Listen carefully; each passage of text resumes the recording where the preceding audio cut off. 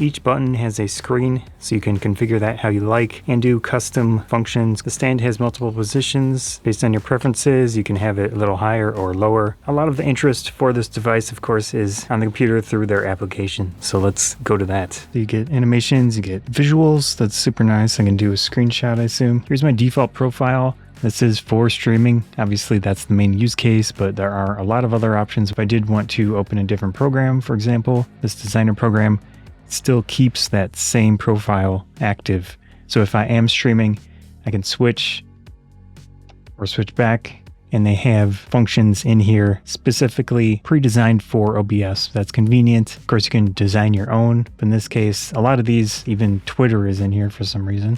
So if you wanted to start a tweet from your Stream Deck, you can initiate one, I guess. And even a CPU I can add as wanted or needed, and then it shows up on the Stream Deck. Super convenient, very nice. And then you can also add pages. So if I wanted multiple pages, that works nicely.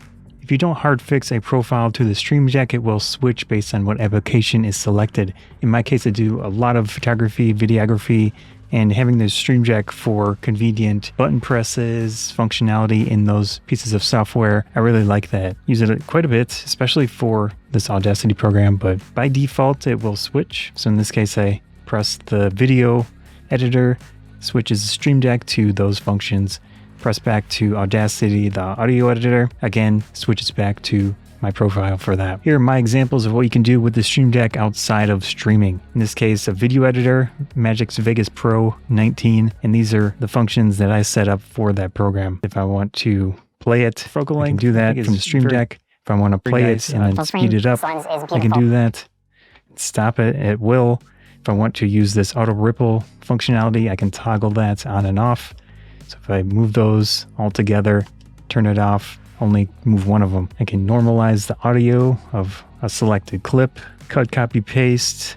I can group things together. Now, all this really depends on how it works with the program in question. My main gripe is actually in the Stream Deck itself and how it feels. The buttons feel pretty mushy in use. On the keys here, the center one does have a little ridge on the bottom of it, so you can use it by feel. In that case, you can judge the center and then go from there. As the built-in USB connector, approximate length, you can get an idea of how much you've got. I use this with a USB extension cable and haven't had any issues. It's not the best tactile experience, if that makes sense, but it does work. This is actually one of the main reasons I picked this up. I use a program called Audacity, doing a bunch of combination key presses. I set up all the things that I wanted when I'm editing audio, so I can zoom in and zoom out. It's super cumbersome in the interface, but once you assign keys and then assign them in Stream Deck, it works out nicely. Whispering, the front so I can play does audio.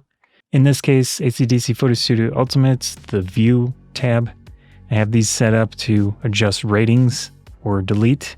I can also go through the items with the Stream Deck instead of having to click on that or using the keyboard. The default profile, mess around here a little bit more. You can open a website as you want. So in this case, we put that in there. Photography, BANZAI. Let's try it out. Press it, opened. It works. So if you're on stream or any other situation you want to pull up a website, you could have a bunch of different buttons with different websites to quickly go through your favorites. A lot of your functionality will come from hotkeys in this case if you want to do a specific keystroke. So let's say Control F is save, usually something like that. In your specific program, it'll now do Control F. Let's look at the Stream Deck with 15 buttons. An interesting device, has a lot of great use cases, pretty much up to your imagination of what you can do with it. In my case, it's great for photography, videography applications, making it a little bit quicker and easier and better for not having to remember what every single key combination or key press is on a standard keyboard. Yeah, because you got those nice little pictures, you have text or whatever else you want on each little button. Super nice. Hope you enjoyed this video on the Stream Deck. Scott Photography Bonsai, thanks.